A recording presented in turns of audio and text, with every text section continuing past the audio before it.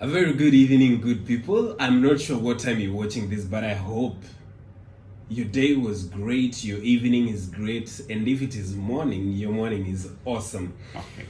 Welcome back to another episode of PNJ Podcast, PNJ Show, which is always hosted by me, Derek Otieno, aka Parish Nyakwaja Moko, together with my brother, my guest, my all-time, my die-hard, Mr. 23 himself, aka Mr. Dennis. So today, Dennis, the topic of today, I'm very sure is gonna be fire, is gonna be lit. And you watching at home there, talk to us on the comment section and tell us what you think about the topics that we're talking about. This podcast is always about health. You know, your health matters. Your health really matters. As much as you're doing the best, you're trying to do some other things that please people, make your family feel great, but your health matters. Our topic of today, we're going to be talking about risking your life to make ends meet or to make your family feel better. Have you ever risked your life to make someone feel better? Like your parent, your sister, your brother, your daughter, or your son. Have you ever gone to an extent of risking your life without thinking twice? Like you just wake up today and then you're like, no, I'm going to do it. I'm going to Somali to fight for my daughter. Yeah? Have you ever done that? Dennis, welcome to the show, bro. Thank you. Welcome to the show, my brother. Yes. So, wewe ndo Tanzania, you know, you're the only person that I normally talk to. Honestly, I can't talk alone, Sure. So you're the person that I always talk to, and I always believe that when I talk to you, people watching us, people viewing this podcast, they always get some messages. Of Yeah. course. So let's talk about risking life today. Let's talk about risking life. Have you, when ukisikia tu life risking ama risk taking, unafikiria nini, bro? Well, for me, risk. For me, it doesn't matter any risk, as long as it involves my loved ones. I'm willing to go to the farthest east, manze, even if ni kupigana na Goliath, tutapigana. So unamaanisha saizi Ruto, the president of Kenya, amke na kwambie, now Dennis, we are sending you to Somalia, uende ufight na Al-Shabaab, hautapewa bunduki, hautapewa anything, but we will reward your family just in case something happens. You're going. For me, I think like the rewards don't matter to my family, how I know my family. Okay. So I'm a perfect definition of reward to my family itself. So I cannot do that. How I know my family is that hawawezi like hakuna reward inaweza ni replace kwa my family. Yeah. You're much more important than any gift. My family, I'm an MVP. Ni MVP ama MVP? Ni MVP, most valued person. Oh, okay. Not MVP is not valuable. No. So, Dennis, have you ever taken a risk to make sure that your mom, your dad, or maybe your wife at home or your daughter feels better? For me in life, I've taken a lot of risks. You've taken too much risks. Yes, I usually tell you, I was raised in the Eastland side. So, Eastlands. Yeah. They normally say that kama unaishi Eastlands, kuishi Eastlands pekee ni kutake risk. Kuishi huko ni risk yenyewe. Kuzaliwa huko from the day you were born mpaka ile siku kama labda umetoka hiyo area, it's a risk. So you've taken a lot of risk. More than 1 million. I've fought 1 million people.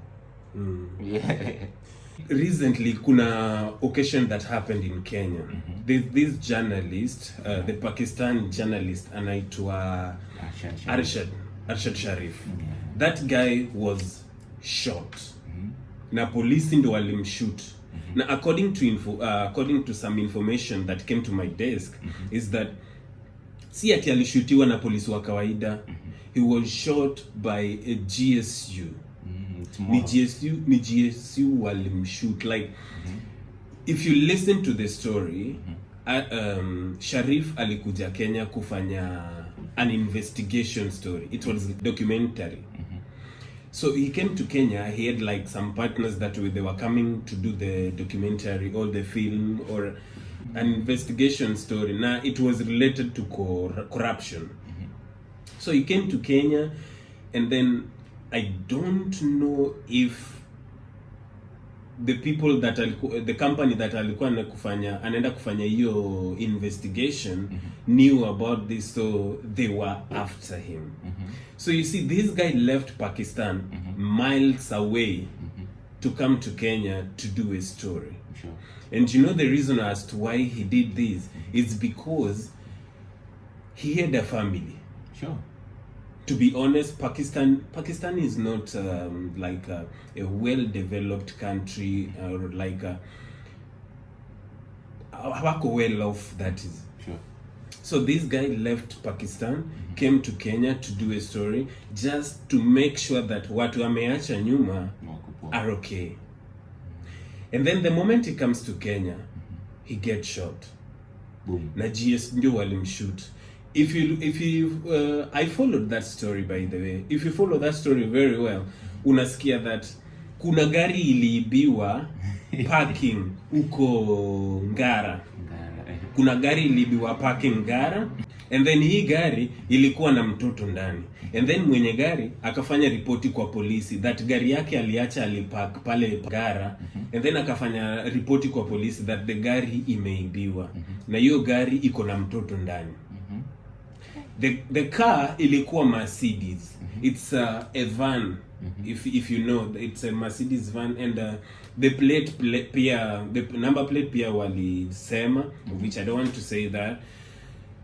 But ukifuatilia Sharif anakuja kushutiwa kwa Toyota V8. Gari yenye iliripotiwa imepotea is Mercedes Benz, a van. Gari yenye Sharif anashutiwa Toyota V8. Now, if you look at this, was this shooting planned? Yeah, judging from the story, first of all, tumongia kuhusu risking. Because this guy, he risked his life. He really risked his life to come to Kenya and do the story, get some payment, get what his daily bread, arudi back to Pakistan, familia wasikie vizuri. And then kwa hii harakati ya kutake risk, boom, kaenda. And Sharif akaishia. Akaenda. First of all, moment of silence to his family. We can go on. So, talking of risking, mimi mwenyewe already na feel ni kama already kuongelea tu story already ni risk tayari. Na feel hivyo. But you asked me some questions and my view on this. First of all, Kenya is just like a normal government, like any other government across the continent. These things happen, and I feel like a lot of journalists take a lot of risks kufanya story kama hizi. And you know, here we are talking about corruption. Yeah. Corruption, funny thing, if you look at it deeply, it involves like very big people sometimes. The government officials. Yes, yeah. Very big. And you know, we are talking of people with power. People with power. They can literally just snap their finger and anything can happen. And then you're done. Yeah, even if I'm far away, like here I am now, they can just do like this, boom, I'm done. And we will just forget about it. You will forget about it. Like just now we are talking about it, but mjamali shaziko kitambo. Yeah. Walim fly to Pakistan. Yeah, that's how, like, kukua journalist by the way Kenya ni kujitolea by the way. Naonanga by the way, big up to Larry Madowo. Nikiangalia pale amefika saa hii ni kutuambia tu atuambiagi ama hawatuambiagi. I feel like journalists go through a lot of things. Because they know much. They are the most risk takers. Yeah. Kwanza kutoka side, most of the time kutoka Africa, man. There's a lot of syndicates going around, like speaking of corruption, speaking of how do we call this, conspiracies, kuna vitu mob sana zo happen kwa government. And then coming to the story of Ashad Sharif, ulisema iliripotiwa mtu aliripoti gari yake alikuwa amepark. Yes. This, which is a Mercedes. Ni Mercedes, ni van. It was parked.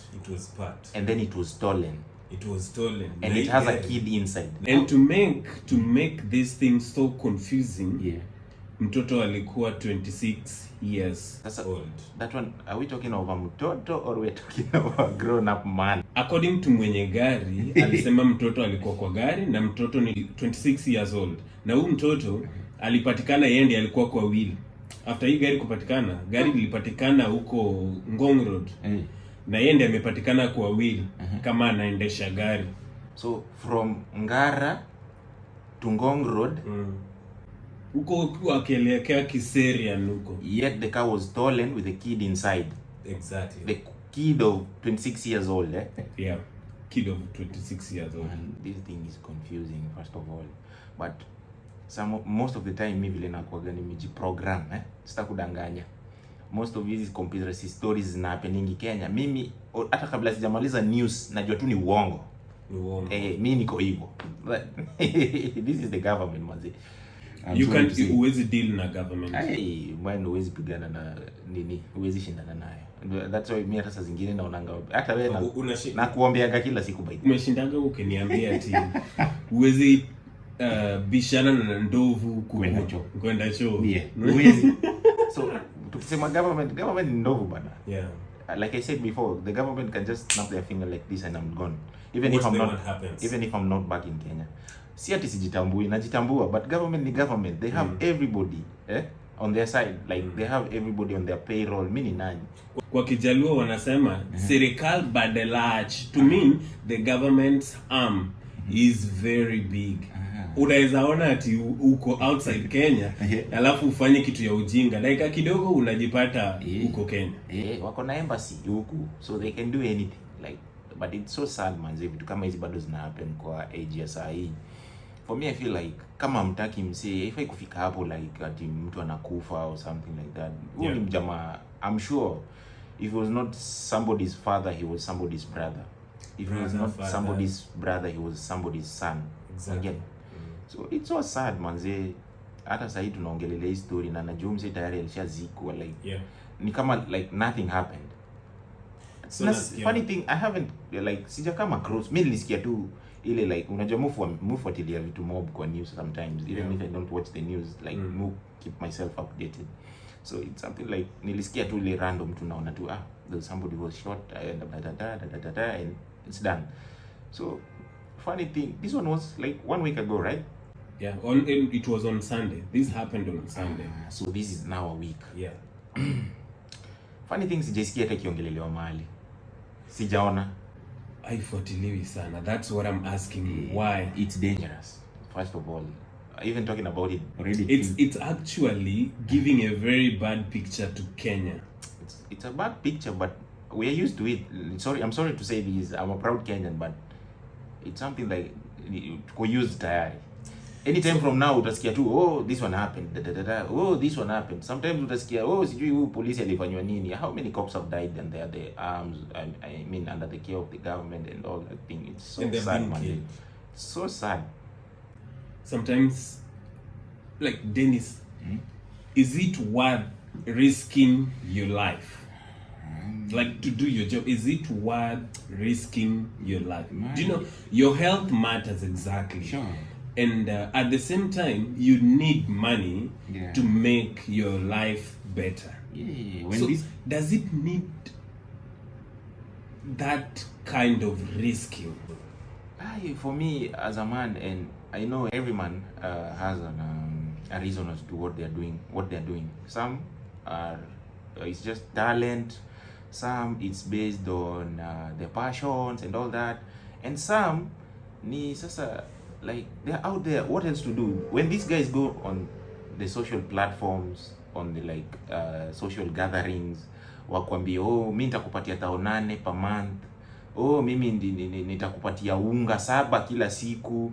Once they are in the offices, you're on your own, brother. You're on your own. So sahi mtoi wako pale akitaka kukula utaanza kusema unajua nani, wacha tungoje, nani alisema atashukisha bei ya unga siku fulani na fulani. Utangoje sana. Utangoja manze, you're on your own. Yeye kwake ana make sure watoi wake wanakula. Na maybe while they were doing the campaigns, maybe you risked your life just to go and campaign for them. Yeah, I'm sorry to say and I'm sorry to use this word, manze. Government, most of the government is just bullshit, brother.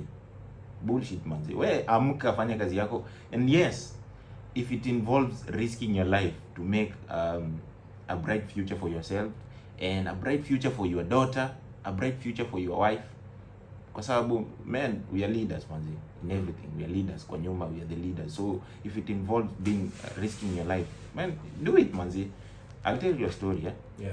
Me, when I was like preparing myself to come abroad, yeah. For me, I've always been the good picture of I've always portrayed let me say like somebody that you can, how do I put it, somebody that you can emulate from where I come from. Ile mtani nimelelewa. So there's a lot of people who look up to me. Yeah. So if I say that, I mean like me nafai kwa msame humble sana. Yeah. I'm not supposed to involve myself in 1, 2, 3, 4 and 5 and crime, all that thing and all that. Yeah. So it happened one time when I was preparing, like I said, to come abroad. Kulikuwa na vitu zime happen mtaani. So my dad akafungua some businesses. It happened alifungua some businesses and then mtaani mtatu. Yeah. Kuna watu wako ile mentality hakuna venye huyu mzee alikuja hapa juzi na amepata hizi biashara zote, haiwezi. Na sisi tumekuwa hapa hivi na sisi tumekuwa hapa for long na hatuna. It's a wrong mentality first of all. Yeah. Very wrong. Very it happen me by the way tulikuwa na special good bond with my dad. It happen tumeenda Ocha. Nikamwambia mzae mimi nataka tutembee Ocha nini. Mzae akapark nini gari yake nini akafuel nini akaservice. Akaniambia okay, if you want like this let's go. So akacha busy yake. The biz was like, let me say 2 weeks old. Okay. So busy yake ilikuwa kinyozi and a small boutique mtaani, and he did it like, unaona vile unaweza fungua shop malika Karen. Yes. But sasa yeye alifungua hivyo mtaa. It had everything except the CCTVs because me I'm raised mtaa and my dad was there from like he moved to that mtaa from 1998. So it's a long time until now, ukiangalia. So he's ni msee amekaa hapo for long. So long story short, tukaenda Ocha. Mimi nilikuwa nimesema before I travel nataka tu kuona ile scene ya mtaa, I mean ya Ocha, so unajua natural nature nini nini waters and all that. So tukasafiri 2 days. Mzee anapata call, manze duka imepiganishwa, tunaitanga butterfly, duka imechapwa butterfly. Wakaiba but vitu zilikuwa pale zilikuwa mingi. Yeah. Vijana walichukua tools za kinyozi na wakachukua home theater, I think music system, I'm not sure about it. It was a music system. Sikuiangalianga fiti but najua tu ni music system. Wakachukua music system na what else, TV. Na TV. Mzee alikuwa ameka like a big screen. So unajua tu hivi vinyozi vile ziko siku hizi vile zimeundwa. So my dad alikuwa ameunda hivyo. Wakachukua. So it pained me so much. Mzee have kukua na hizi vitu zote nini. And then too from nowhere watu wakakuja wakazichukua. But sasa the good thing ya kuishi mtaani, you will always like, kama mimi I'm sorry to say this, I don't know if kuna mtu ataichukulia vibaya, but me vile nili raise up like how I was raised up, me nilikuwa involved na karibu everybody, the good ones and the bad ones. So mtaani ukiwa mse umeji-involve na say what, hakuna kitu, no matter how long, you will always come to know who did this, who did that. So story itakukamia tu. Yeah. Kuna ule tu atakuwa mavitu zake. Yeah. Ama they cross each other's lines. Wakisha cross each other's lines, alafu atakuja kuambia by the end nani anajionanga bigi na yeye ndiye alienda akavunja shop yenu. Bas, exactly. So it happened like that. So this guy, mimi nikasema hapana. Mimi niko na hii image ya wase wengi wana look up to me mtaani because I've always been the good one. Mimi sijai kuwa involved kwa crime and all that, but the ones who were in crime, some of them are my friends because we are raised with them. Wako kwa crime ndio, by the way inakuwa tu ni circumstance. Me I'm not supporting crime. but mtaani ukikuja tu kwa mtaani mwenyewe ndio utajua vitu zinafanyanga wase wengine wako venye wanakuwa. Mimi watu wanani appreciating mtaani pale nimetoka kwa sababu niliweza kulenga hizo zote na nikakuwa mtu mwenye mimi niko sahihi. Mimi ningekuwa wewe kwanza unaona vile mimi ni kikubwa. Mimi ningekuwa na nyonga nyinyi wote. Saizi hata ungeshani mnaitanga you normally call it kinyongolo. Ningekuwa nimekupiga nyongolo kitambo hizi. Kila kitu yako. Hizi vitu zenye nimenunua hapa zingeshaenda kitambo. So you see, nikalenge mimi nikakuwa tu nimelelewa tu, mimi nimelengezo vitu zote and all that. So watu wengi wananiangalia. So nitasema nikianza sasa kukuwa mtu violent tena watu watanibeba ndogo. Like ile picture nilikuwa nimecreate itajifuta. Yeah. Kwa sababu mimi ni msembi mpaka sometimes mtaa pale nimetoka naweza itwa na chief. Ukijana anasumbua mamake. Hebu ongea na yeye mwambie ulifanya nini tofauti wewe na huko tu. So una get. Na wewe pia ni kijana kama wao. Ongea. So hata umewashinda. Nikaona watu wamefanyia mzaa hizi zote. Kapata tumeenda Ocha Kisumu tumerudi. Na mimi niko karibu ku travel. At the end of the day bado mimi ni mwanaume. Nikasema hakuna venye naweza travel na niache watu wamefanyia mzai wangu kitu kama hii. Na niende nikae majuni kikuaga tu na amani. Akasema it's not going to happen like this. So I risked my life. Watu wenye walifanyia mzae ni watu wengine mtani tunaitaga ma dead man. Ni mavijana tu kama mimi naweza sema same age group, but sasa wametumia mavitu uni mtu they can easily stab you and they don't feel anything. They don't feel nothing. So this one is risky. I'm telling myself, mimi nikienda vijana kuna kwa ile mentality ya vijana wa mtaa, sijui kama unajua but I know you have a hint about it. Kuna ile mentality ya vijana wa mtaa, once they do something and nothing is done about it, they will always go bragging, not even do it again. They will always go bragging. I'm sorry to use this sound. This is how they sound. Ukijana hata tulichapanisha gabudaki hakuna kitu alido. So next maybe they will go to your home. Nikasema nikilala tu hiyo kitu ndo na recall kwa kichwa wangu like vijana wataenda kufanya mzai kitu kingine. Na mimi mzai wangu, by the way, my dad is very rough. My dad used to be a boxer before. He's a rough guy. So kitu inamfanya tu na humble down ni these are young boys. Sasa ataanzaje kuona mimi age yangu, ona vile mimi ni kikubwa. Ati ameanza kupigana na vijana size yangu. Unacheki hiyo picture. Na pia mimi nanikatisia. Hawawezi kuwa wamefanyia mzee wangu hivi na niache. Na mimi niko karibu kusafiri. So I had to do something. So mind you, these are dead mans. Tunaoitanga dead. Mtu ameji ni wale watu hawana feelings. Hawana feelings, wametumia madawa yani they don't have anything kwa kichwa. Ni supu tu. Nasema ndawakuta. So ile supu yenye mama tunaeke wangu tunatiliwa pale. Kama ile mama Otis. Supu ya mama Otis. Unajua kwa mama Otis? Najua kwa mama Otis nzuri sana. Big up mama Otis. Sasa nikasema jana haiwezi enda hivi. Nikafanya upelelezi yangu vizuri, nikajua ni nani na nani wamefanya hivi ufala. Believe you me, moja tunatoka Ocha moja. Can you imagine? Mmoja wao jana tunatoka ushago moja. Na amefunguliwa duka pia yeye next to my dad's shops, amefunguliwa duka na babake. Na babake ni wale watu wa chief. So you know huwezi mess na mtu wanaitwa wazee wa vijiji. Yes. So how why mbona akuje avunje shop ya babako na kuna shop yake? We call this ni wivu tu. Mara mingi wivu.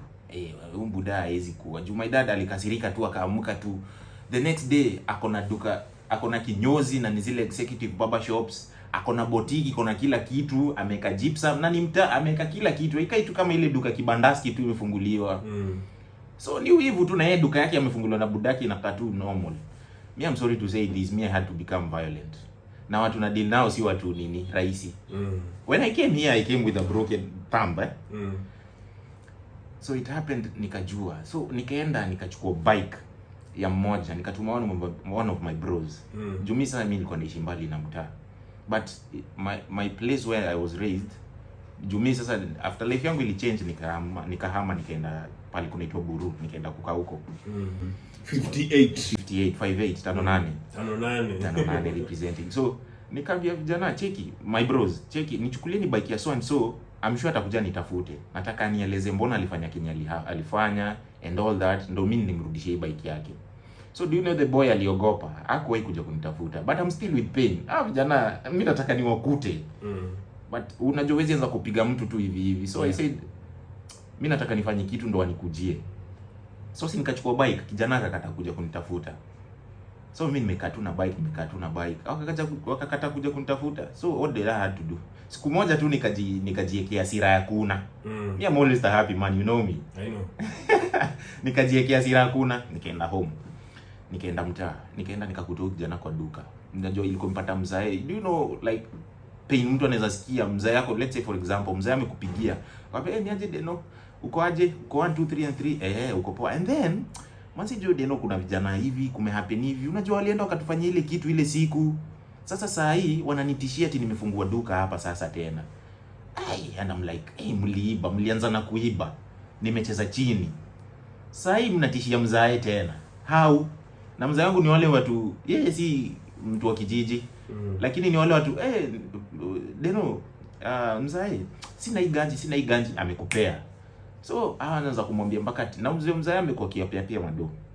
Ati, sijui hata hii pesa yako tukota kurudishia kutusaidia, sijui nini. Mzae ananielezea hivyo. I'm like, mliibia mzae, nimenyamaza. Sasa hii tena mnamtishia. Tena ni nyamaza. Na mind you, it's on a Friday. On Sunday I'm supposed to travel. Nikasema hakuwezi enda hivyo. Nilienda tu home, nikajivalisha tu zile mango zangu zenye sipendi sana. Na nikaenda. Hasira yangu sasa iko hapa. Umeamua kama mbaya. You're risking it. Mbaya. Nikaenda kwa duka mzae. Nikaangalia environment, nikaenda nikapata kijana kwa duka. Nikamuuliza niaje. I have one of my bros also, the one who's following me. Tukamuuliza niaje, shida ni nini? Ile tu una try dialogue first. So unacheki sisi ni watu wazima, mimi ni mtu mkubwa. Siwezi kukujia tu kwa space yako. No matter how bad umenikujia, lazima kwanza tuongee. Sawa? So the guy was like, ukini approach. Approach mjamaa, the guy was like, sijui nini kwanza mnatuambia nini? Bro, I had to risk my life. Ukijana alikuwa na kila kitu. Kumbuka babake ni baba wa nini, mzee wa kijiji. They can do anything they want to me. Si mdani mdu wa kijiji, so they have the cops in their hands. So me was like, hakuwezi enda hivi. Ikakuwa tu ni vurugu ya 5 minutes. Tulikuwa tumepasua TV yao kwanza, nikiangalia hii TV hivi naona namliba TV ya mzae wangu. I'm sorry to be violent. Me I'm not a violent person, but it had to happen. Kila kitu tulivuruga. Long story short, respect ili maintain. Mpaka sasa my dad is okay. So you see, I had to risk my life. This is where pale nilivuruga, it's somewhere my small sister, I have a small sister, like she's I think 14 years old. She passes there when she comes out of school. So before nianze hii vuruga, I was like, sister yangu atapita wapi? Juu nikivuruga hivi, the next day sitakuwa hapa, wanaweza do anything. But I had to do it for the respect to maintain. I had to do it. So you see, I risked my life. Coming kwa story ya Sharif.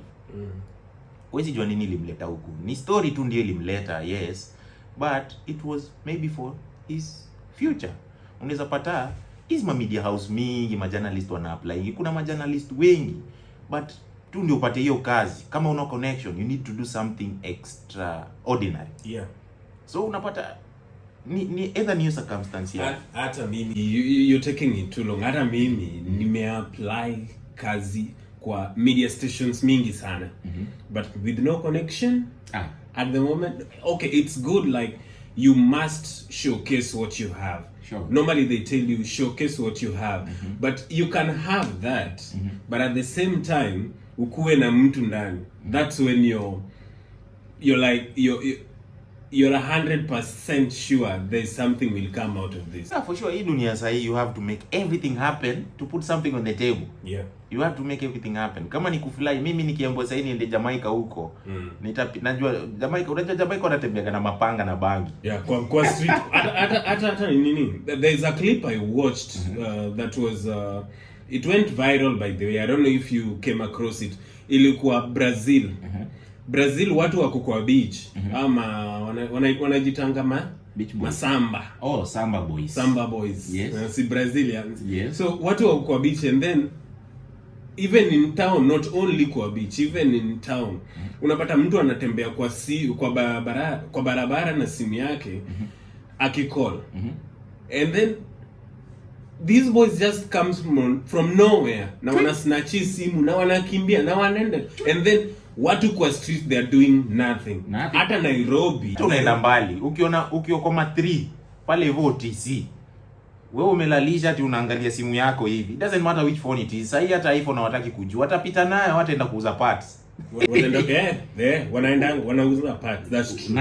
Wow, hiyo kitu imehappen for how long? Unataka kuniambia kunaga karauta hao wako na unataka kuniambia wajuagi? Don't forget, there was a day I was traveling from Nairobi to home, Ushago. Mimi natoka Migori. So there was a day sikuwa na do. And then ilipata it was nilikuwa bado watu wenye wanakuja Nairobi juzi mnaita aje? Maduanzi. So nimeingia Nairobi, and then now niko pale. Auntie yangu, she's a doctor in Kenyatta Hospital, by the way. Big up auntie, you're doing a very good job in Kenyatta National Hospital. Thank you so much, and we really celebrate you. So she's a doctor in Kenyatta Hospital. So nimetoka Ushago, nimemaliza high school, bado sija join.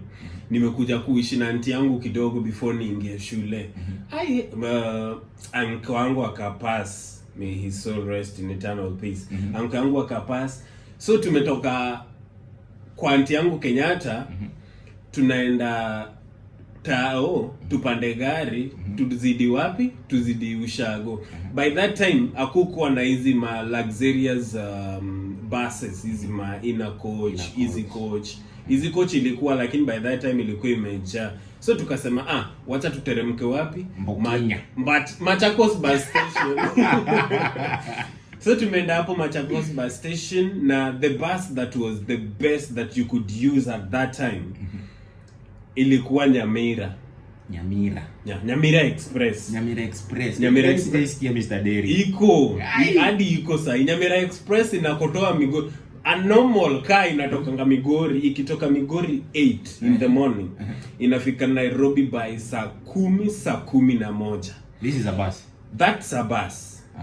Nyamira inakotoa Migori saa 2 asubuhi, by saa 6 saa 7. Unakula lunch na watu wa Nairobi, bro. Kuwa serious. Hii ni basi zile kubwa naonanga. So tukaenda huko, tumetoka tuko pale OTC, roundabout yenye forward magari zina for travelers. Pinpoint for travelers na hapo. So nataka ku cross from forward travelers. Ni cross barabara hii roundabout. Ni cross ndio niende the other side, alafu nielekee country bus. Hii harakati ya kupita barabara, ku cross barabara hapa kwa roundabout, polisi yako hapa na nini, ana control traffic. Hii harakati ya ku cross barabara, nilikuwa na jacket. Hii jacket yangu niliambiwa ukitembea Tao, tuweka simu mahali unajua hakuna mtu anaweza fikia. Mimi nayo ni nani? So sinaona, ni kama hapa ndo nilikuwa naona. Nikaeka simu hapa na 2,000. Fala wewe. Fair. Na cross barabara. Bros, sijui venye pesa na simu ilitolewa kwa hii mfuko. Ilitunwa, haikutolewa. So nasikia tu nyuma mtu akisema chungeni mfuko. Hata labda ni alipita nayo. Na saizo, no, it's not him. Na saizo ni asubuhi saa 1. Saa 1 asubuhi kuna manyunyu. Watu wako kazi. Unajuanga tu venye mwili mtu akigonga hivi kukiwa na baridi unasikianga kauchungu. Yes. Mtu akakuja akashika hiyo pesa. Nikasikia hivyo chunge. So after nika cross hii ya kwanza, nika cross ya pili.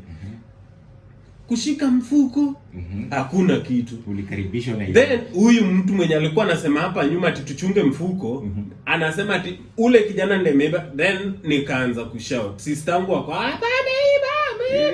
So we are like, sasa huyu kijana akategwa, sijui venye watu walitoka hapi, ashategwa, ashaanguka, ashaanza kuwekelewa yake. Akaekelewa hapo, akatoa nini? Simu. Alitoa. Alikuwa amechukua tu hiyo kweli. Simu ilienda. Dakika kidogo hadi na pesa. Na shout hapo. Ako hadi na pesa. Mimi kwanza nasema 10,000. Akatoa hiyo pesa. Unajua hii fracas ya 30 seconds. Eh. Huyu kijana alikuwa ameng'olewa anatoka damu. Asubuhi bana. Anyway. Yani that guy was risking his life. Manzi. Mahali watu wako bro. Na it's not one or two people wanna. Okay, wengine wanakuanga ni habit tu, mtu akona habit mbaya. But most of the time unapata okay, si promote ati uende UBMC ama nini. Fanya kazi kama kijana pale mtaani. Fanya kazi. Hata sisi tunafanya kazi. Ndio tukae vizuri vile tunakaanga. Ni kazi manze. Ni kazi bro. Ni kazi. Ni kazi. Like inapushi vijana sana wanafanya vitu wanafanya. Acha tuache hata kuwekelea ati amekosa shughuli or anything. Ni tamaa tu. Ni tamaa. Wewe ukishaona Deno amevaa kofia black, wewe unajua tu huna hiyo pesa kununua kofia black. Unataka kumwenda kumpiga nyongolo. Unataka kuenda kunyonga Wambo pale. Mama Wambo ametoka kununua mboga Marikiti, unataka kwenda kumdunga screwdriver. Uende ununue kofia kama ya Deno. Si ukuje tu ulize Deno ama Parish. Hiyo kofia ulifanyaje ndio uipate? Na mimi nitakwambia piga hustle yako nini. Wacha kurisk maisha yako ukufe tu bure. Na hata vibeti kuna scenario najua ushasikia hizi scenario. Kijana ameikimbia ameibia madhe kibeti bure. Na kibeti iko na ID peke yake. Haina hata hiyo ID haina. Unakufa bure. Bure tu. Fanya wera kama watu wengine bana. Inaniumaga sana by the way nikionanga. Juu hiki kitu itaki hata akili mingi. Wewe na akili as long as tu uko normal. You don't need to steal. You see when like we were talking about risking life, Dennis. You see there's some risk taking that zimekuwa approved. Like sasa ona Sharif alikuja Kenya kufanya kazi. Like he's risking his life to travel to another country to do a story at least so that he can earn a living. He iko approved. Iko approved you. It's legal kwanza. Let me tell you, Dennis, I'm a journalist. Being an investigative journalist is totally risking life. I can tell by kama kuna series Odyssey, I think. Kuna series inaitwa Odyssey. I think it's a conspiracy series. Kama tu series tu inakuwa banned. Kwa sababu inafichua vitu zenye government hufanya and all that in a document, and this is acting. Sasa hii ya ukweli tu hii Mr. Sharif unadhani angespeariwa. And you know in the political scene ama tuseme sai government yetu it's very critical. You know that. It's very critical. Ni kama nini? Ni kama Simba. Ni kama Simba yenye iko karibu kuzaa. You know if you come there and uanze kucheza na manini zake pale, you know what will happen. So sasa sisi government yetu iko hivyo. Sasa hii government yetu inafaa tu ipewe time yake, itulie, fanye mambo yake itulie. Sasa hii anything can happen to you. For real. Anything can happen to you. Usiende kuchokoza Simba. Anyway, manze ni vibaya sana mjamaa, like a life was taken hivyo too, and ni kama hata imesaudiwa. I haven't seen anybody talking about it. I read a story. The government of Pakistan wametuma policy wao, my CIDs and everybody to look into that story. Kusema ukweli na stadanganya will not sugarcoat it. They will not do that job vizuri venye sisi ma CID wetu wanaweza ifanya. Hiyo kazi wanaweza ifanya tu vizuri huko kwao. Hawezi ifanya vizuri vile sisi tunaweza ifanya huku. This is a foreign country. Hii tu ni hata labda hiyo government yao tumiwa yao. Washafinyiwa. Tunaitanga kufinyiwa. Washafinyiwa yao. Hiyo tu ni waseme tu kweli kijana wetu alikufa kwa sababu alienda akafanya kazi yenye hafai kufanya. Hiyo story imeisha. Amwache kupatia familia hopes za bure. This is what government mingi zinanisinyanga nazo sasa, including ours. Mtu kama ameenda. Wacheni kutudanganya ati we will investigate. Investigate wangapi? Robert huko mpaka leo tushajua nani alimuua. Hakuna. Na utawaijua. Robert huko Tomboya. Wewe ushajua ni nani aliwaua? You never know. Na sahi huwezi sema we have everything. Government yetu, by the way, big up to our government. Sisi government yetu naitambua sana. Licha hizi vitu mingi zina happeningi. Sasa zingine sisi tunaweza kukutu nje tuna judge, but huwezi jua circumstance, but we don't need to lose someone's life. It doesn't need to get to that extent. Yeah, it doesn't ya need to kuua get to that mtu. extent. Nah, it's not good. So you watching back at home, connect with us in the comment section. Tell us, have you ever risked your life, or maybe any circumstance, anything that you've ever seen? Someone risked their life to make you feel better. Sure. You risked your life to make someone feel better.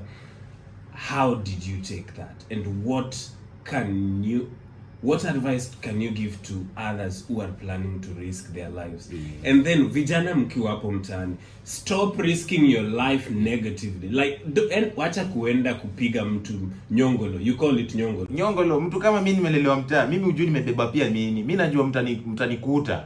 So pia mimi nimebeba vitu zangu. Wacha kuenda kupiga mtu nyongolo. You never know what mtu amebeba. And then hiyo harakati ya kurisk maisha yako kuenda kumpiga ngeta ndio upate 500 ako nayo kwa mfuko, utauliwa.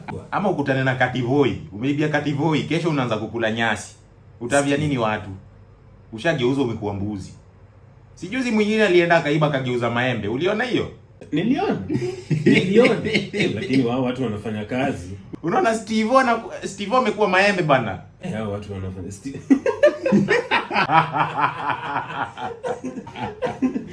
Don't risk your life negatively. Yeah. Risk maisha yako, get to work, enda ufanye kitu yenye wanasema.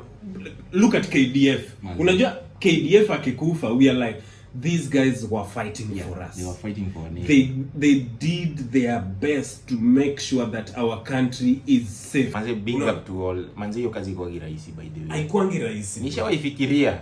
Haikuangi rahisi. Lakini sikumaliza kufikiria. Training yenye these people go through. Hey. It's a thorough training. Ndio upewe tu hiyo bunduki yenye kuna marisasi. Na iko na kilo ngapi za hizo? Umeenda training mingi tena sana. Hiyo kazi yao by the way, big up to them manze, kwa rahisi. You guys are doing a good job, Kenya Defense Forces. Yes, they're protecting our borders, our airlines. You're doing a great job and big up to you guys. As a salute.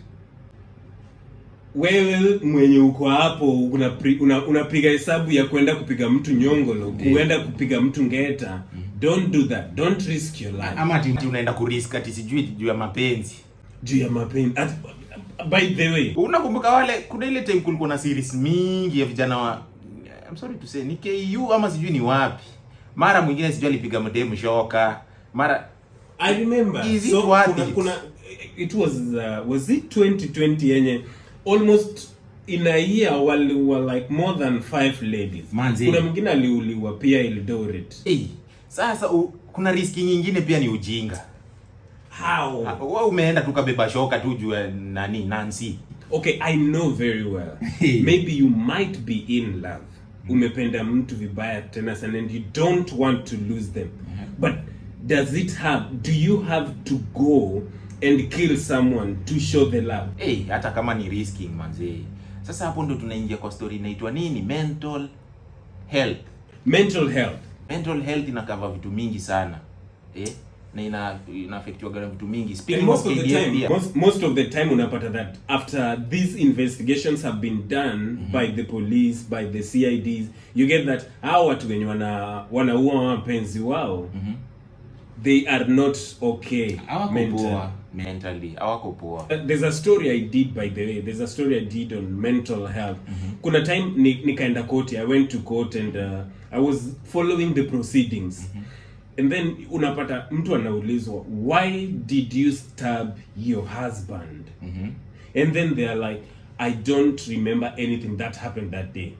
I don't remember anything. Like nilishtukia tu, nimeona giza, and what happened after that I don't know and I can't explain. So these things, if you have anger issues, just try, when you feel like it is going beyond control, walk out of that place. Manze, mimi mwambie gawase, just walk out. Kama ni ngumu, walk out. Unaweza patana na Abdi umchape kofi aende. Na unajua Abdi anashinda tu na mchele. Asante. Abdi ushinda tu na mchele kila siku. Akienda sana ni ndimu na mandizi. We appreciate, but ukweli ni hiyo. In short, the moral of the story, ni wezi jua unaenda kupigana, unaenda kuletea nani hasira pia. So then venye tu tumesema, vijana pale mtaani wanafaa wakanye kazi. Fanya job. Piga wera. Piga wewe. Parisho ufanyi kazi? Mimi nafanya kazi. Mimi nafanya kazi. Mimi ni journalist, lakini nikikwambia sasa hii kazi yenye nafanya hata huwezi amini. Lakini umefanya hivyo vyote ndio mambo yako iko tu fine man. Na ni survive hii maisha. Na ujali ujaenda kunyonga msee. Exactly. So what we need to do, guys, what you need to do back at home, it's good to risk your life, but don't risk your life negatively. Manze pia kuna sijui Paris kama umeona pia kuna ingine naona watu wana risk sana vijana siku hizi. Vijana unamwona siku hizi sijui mneti nini. Unakumbuka wale wawili walikufaga juu I think sijui hii niite wash ama wale wawili walikufa juu I think walikuwa wanafanya hizi cyber crimes, walikuwa wanafanya vitu na laptop zao. Nakumbuka huko kijana Mkisii. That one is hiyo ni ku risk ingine mimi siwezi jaribu. Aliambia wazazi anafanyia kazi airline, and anarebook ma receipt and that. Sasa is it worth the risk? Surely. Ukufe, unaona tu alikufa na story yao tulisahau. Tulimsahau. Na ni mtu labda alikuwa anapiga masherehe sijui nini. Kufurahisha watu, kufurahisha wasichana. Sasa ndio alikufa, alisauliwa. Hata hakuna mtu anajua anamuongelelea. Hakuna. Hata vile by the way hakuna hata mmoja. His parents came to learn what he was really doing behind the scenes. I'm sure they were very disappointed. Very disappointed.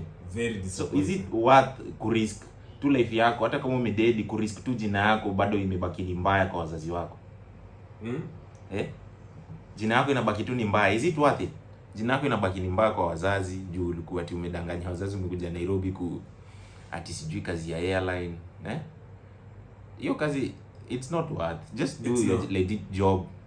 Do something that hata kama inaleta chakula kwa meza. Be content. Hiyo kidogo hiyo kuwa content nayo ita grow ikue kubwa. Kuwa contented na ile kitu unapata. Usiende kunyang'anya mtu shughuli. Yeye pia ametafuta.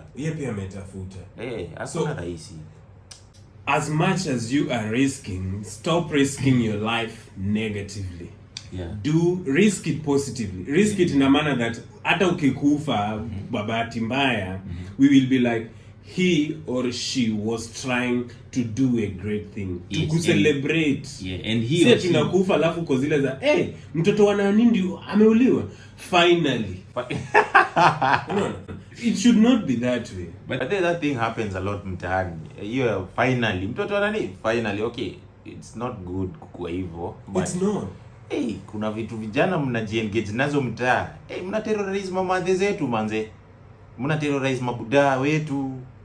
Imagine that's why it is your point. Imagine it is your mom amefanyiwa hivyo. Seriously. Don't risk your life. It's good to take risks, but don't take it negatively. Don't take a negative risk that ukikufa kitu mbaya kikuapenia, people are like they are happy because you're dead. We should be sad. We shouldn't reach to that point. We should be sad because you died. You are trying to protect us. You are trying to do something that will be positive to our lives when you are back. But you, why would we celebrate your downfall? We shouldn't do that. It doesn't need to reach to that point. Like Parisha, the way I was telling you before. Me, mtaani, there's another story I have. There's a certain time kulikuwa na boy fulani, if I can remember the story well, kulikuwa na boy fulani pale mtaani. His mom used to do like kazi za kuoshea wase manguo, and then she could get her money. The boy was good, fine, but now it came to a point one time, personally even me, if it was like that I could do the same thing, but at some point I usually say, man, it's not worth it. Not worth it. But this thing involved his mom. So, long story short, his mom went to like wash for another guy, and he washed, and then the mom was told with the guy that I will pay you after some while. Okay, the mom went home. So this guy ikakuwa tena ni kutafutana. So the mom akaelezea kijana wake. Na ikafika mpaka point the guy akaanza kutukana mama huyu kijana. The guy mwenye alioshewa. Yes. Manze, sini ya vijana tu mtaani tu rege, utaniambia nini we madhe? It happens like that mtaani, by the way ukikuja utajiona vitu mingi. So madhe akakuwa tu like hata kukuatia na complain sana. Unajua tu madhe tu Kama sisi wenyewe tumelelewa mtaani na tushazoea. So what about madhi mwenye huko ameraise watoto wake huko? They've seen everything, so they are humble enough. So the mom was not even complaining. But sasa ukijana ikamuuma. How comes ule kijana mwingine mamangu alienda akamfanyia certain service, but now anaongelesha mamangu in this kind of way na amekata pia kumlipa. The boy went akaenda kuconfront ule kijana. Ule kijana na ile ukichwa ngumu yake alikata kulipa mama boy, na pia kijana amekuja kumdai. Do you know what he did? The guy stabbed the young guy. Alimstab. Mwenye alistabiwa ni mwenye kukuja kudai ama mwenye kudaiwa? Mwenye kukuja kudai ndo alistabiwa. So you see that? Imagine. And you know what happened to him? Watu walisikia story. The mom was a good mom, like, hey, madhe anafanya bidii yote. Amekasirika ndio, kijana wake amesikia vibaya, anaenda kuuliza mbona ulipi madhe? Alafu kijana wake anauliwa tena in that process. Hey, the boy alipigwa mob justice, kitu iko, tunaitanga kitu iko. Na saa hizo unaweza pata madhe alikuwa anataka tu shilingi 300. 300 tu. Yaani saa zingine umanga ingine naangaliaga mtaani nasema seriously. Fungueni tu macho zenyu mwache umanga ingine ya pesa 3. It doesn't cost anything tu kuambia mtu pole. By the way, na sisi vijana tumelelewa mtaani, as much as kuna watu wengi wanapendea vibe. Kuna kwa tu na etiquette tu fulani tu watu wa mtaani, vijana wengine wenye wamekuwa tu ndio mentality na wamekata kuitoa kwa kichwa na kwa melaka. Kukuwa tu humble. Kifua mingi. Hapa hizi wezi survive na kifua brother. Wanashinda tu utaniambia nini? Wewe unajua mbogi gani? Unajua mbogi yangu. Mbogi gani alafu upigwe risasi na hesi. Hiyo kifua sasa imekusaidia na nini? Stop risking your life, guys. Just stop risking. Alafu ukiangalia vitu vijana pia wana risk nazo. Parish nikikwambia mtu ana risk maisha. Juu ile jina na nini mdeadly. Sasa hiyo inakusaidia na nini? Hiyo sisi kujua ni mdeadly. Okay, wewe ni mdeadly unatusaidia na nini mtaa? Wewe ni mdeadly unaweza piga kila mtu. Alafu seriously. Kuna vitu zingine hata mimi naangalia hivi. Stop engaging in some. Kuna zingine tu nani influence ya kitu kidogo. Kutaka tu kujulikana wewe ni mzii. Unavuta bangi. Alafu ule anakuanga mbaya. Parish anakuanga mdeadly. Sasa hiyo parish hiyo itakupatia marago kwa meza usiku. Utakwenda kulala. Na unajua ukishakuwa na hiyo jina Derrick anakuanga mbaya, Deno anakuanga mbaya. Polisi pia wako na watu. Anakuanga mbaya. Anakuanga mbaya. Wacha tuoneni mbaya aje. Anakuanga mbaya kiaje. Na wewe pia ubaya yako unaipeleka kwao. Kwa polisi. Kesho mbaya. Kesho unakulishwa ndengu. Ndengu ni risasi. Unajua umesema ndengu and I'm like, kwani ushafika jela? Hapana, kesho umekula ndengu huko hivyo na baba. Uko juu mbinguni anakuambia ni nini ulikuja kufanya hapa? Seriously, kama hapo ungeambia tu madhe pole. Nini ingefanya? Na umlipe 200 yake. Nini ingefanya? Au ungekuwa hapo umewaste maisha yako hivyo, utajisaidia familia yako na anything. Mariemu alizaliwa, yani obituary yako, okay tutadanganya tu, but obituary yako in real sense ni Mariemu alizaliwa, akatembea, akasoma Dr. Livingstone, akamaliza, akakuwa anaenda Jaba. Seriously, hizo ni akagongana na polisi. Akakufa. Hiyo tu ndio kitu ya maana umefanya na maisha yako. Deno unaweza ambia watu nini? Wa vijana, watu wenye wana risk life negatively and positively. Nikiongea hiyo story, nikiona vitu vijana wanajiengage nazo mtaani, inanikatisianga sana. So mi kitu naweza sema, inanifanya na kuwa na hasira. So kitu naweza sema tu, just humble yourself. It doesn't cost kusaidia madhe kuvuka road. It doesn't cost anything. Just take like 5 minutes to be humble. Just be humble. By the way, unajua hii humbleness ndio inakufungulianga doors mingi.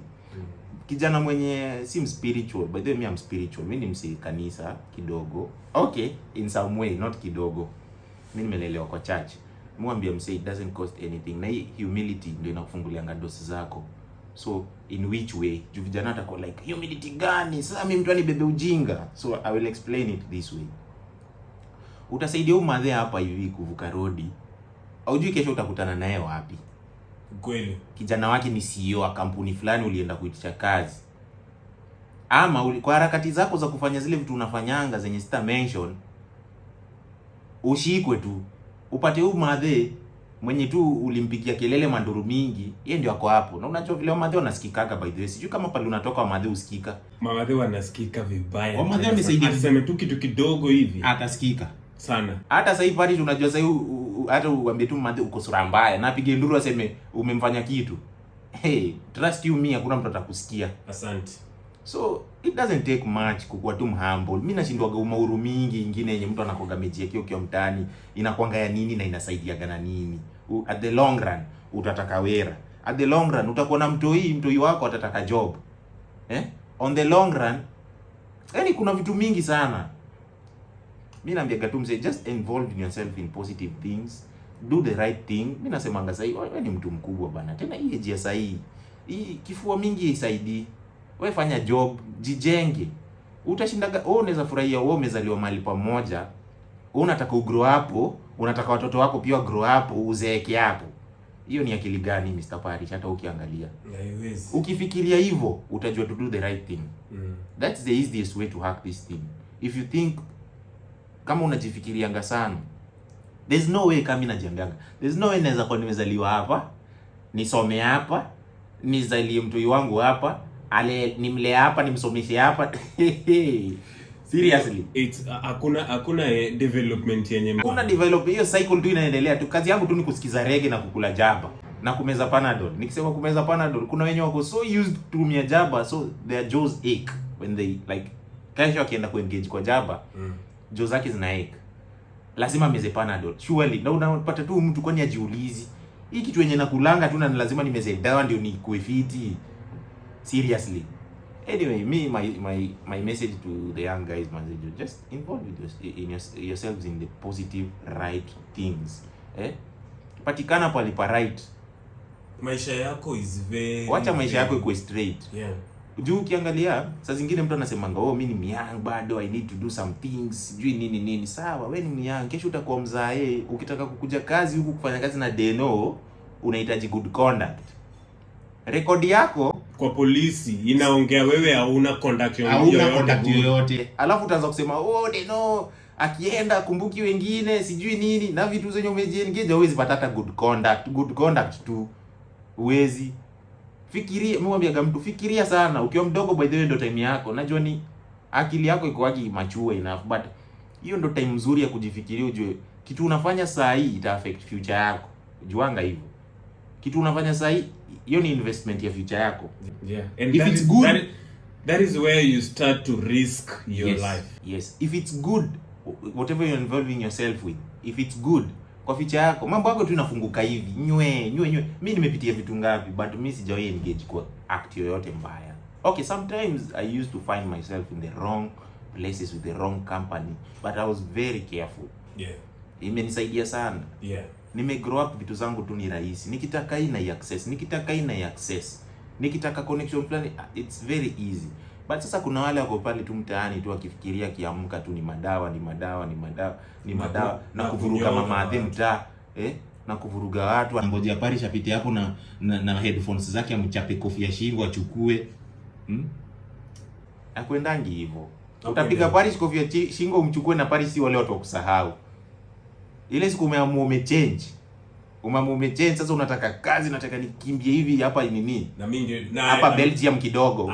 Unaenda kwa embassy unapata Parish hapo. Mimi ndio niko hapa. Alafu Parish na siri yake. Si wewe ndio headphones zangu ziko wapi? Si ziko wapi? Sasa hiyo hata wewe sasa hiyo uhitaji headphones. Si alishakunyang'anyia time, sasa hii headphones ziliisha. Ile asira bado iko. Si wewe ndio na labda Parish alikuwa ameomba hata hizo headphones kwa wenyewe. Sasa have kupay kwa sababu yako. Joe manzi, nice meeting you again today with me, Mr. Dennis, and with my co-partner here, Parish Nyakwa Jamoko aka Derek Otieno. Thank you guys so much, but always remember to be positive in whatever you're doing. Sure. Any risk you're taking, let it be a positive risk. Let it be something that we will celebrate you if any case you die. Yeah. Don't die in a battle yenye tutasema amen. Finally. It doesn't need to be like that. Go to hiyo battle yenye na hiyo risk yenye na take. Let it be like, hey, hata si wangemwacha kitu ka hiyo, tuko na huzuni. Hey. But we thank you so very much for having engaged. Talk to us. You can always send your comments in that comment section so that we know what we can talk about next and maybe what we should improve on. I was your host, Derek Otieno, aka Parish Nyakwad Jamoko. With me, Mr. Dennis, aka Mr. 23. Thank you guys. See you next tomorrow. Don't forget to subscribe, share, and like.